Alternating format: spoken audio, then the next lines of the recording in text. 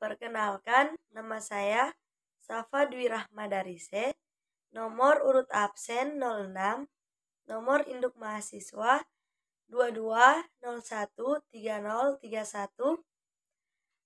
kelas 1B, Teknik Jalan dan Jembatan.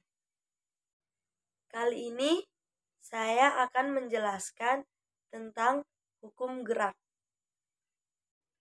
Hukum Newton adalah hukum gerak yang menjadi hukum dasar dinamika dengan merumuskan gaya terhadap pengaruh gerak pada benda tertentu.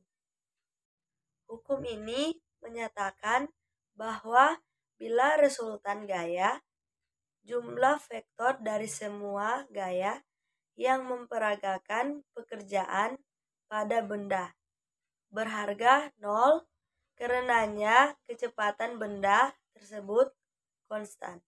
Dirumuskan secara matematis. Hukum-hukum Newton sudah diverifikasi dengan eksperimen dan pengamatan selama semakin dari 200 tahun, dan hukum-hukum ini yaitu pendekatan yang sangat patut untuk perhitungan dalam skala dan kecepatan yang dialami oleh manusia sehari-hari, hukum gerak Newton, dan hukum gravitasi. Newton dan hukum gravitasi umum dan kalkulus untuk pertama kalinya dapat memfasilitasi penjelasan kuantitatif tentang beragam fenomena fasis. Gaya berat yakni gaya yang dimiliki suatu benda akibat pengaruh percepatan gravitasi dengan arah selalu tegak lurus menuju pusat bumi. Gaya normal yakni gaya penyeimbangan yang bekerja pada dua permukaan benda yang bersentuhan dan arah selalu tegak lurus dengan bidang sentuh.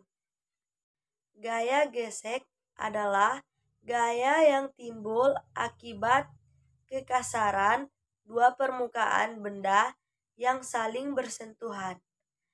Dan terakhir, gaya tegak tali, yaitu gaya yang bekerja pada tali sebagai gaya aksi-reaksi. Benda apapun yang menekan atau menarik benda lain mengalami tekanan atau tarikan yang sama dari benda yang ditekan atau ditarik.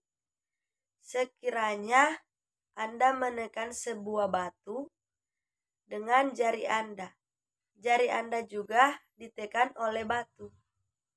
Bila seekor kuda menarik sebuah batu dengan memakai tali, karenanya kuda tersebut juga tertarik ke arah batu.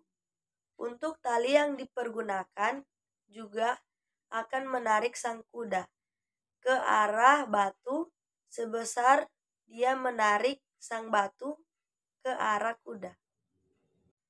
Dengan VA, B yaitu gaya-gaya yang memperagakan pekerjaan pada A oleh B, dan VB, A yaitu gaya-gaya yang memperagakan pekerjaan pada B oleh A.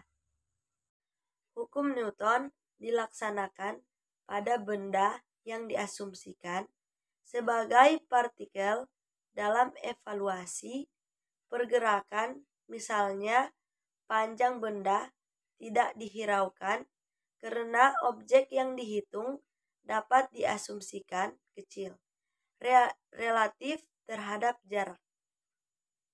Dan P yaitu total gaya yang memperagakan pekerjaan, M yaitu massa benda, dan A yaitu percepatan benda. Karenanya total gaya yang memperagakan pekerjaan pada suatu benda menghasilkan percepatan yang berbanding lurus. Massa yang semakin atau menjadi kurang dari suatu sistem akan mengakibatkan perubahan dalam momentum. Perubahan momentum ini bukanlah dampak dari gaya. Untuk menghitung sistem dengan massa yang dapat berubah-ubah, diperlukan persamaan yang berlainan.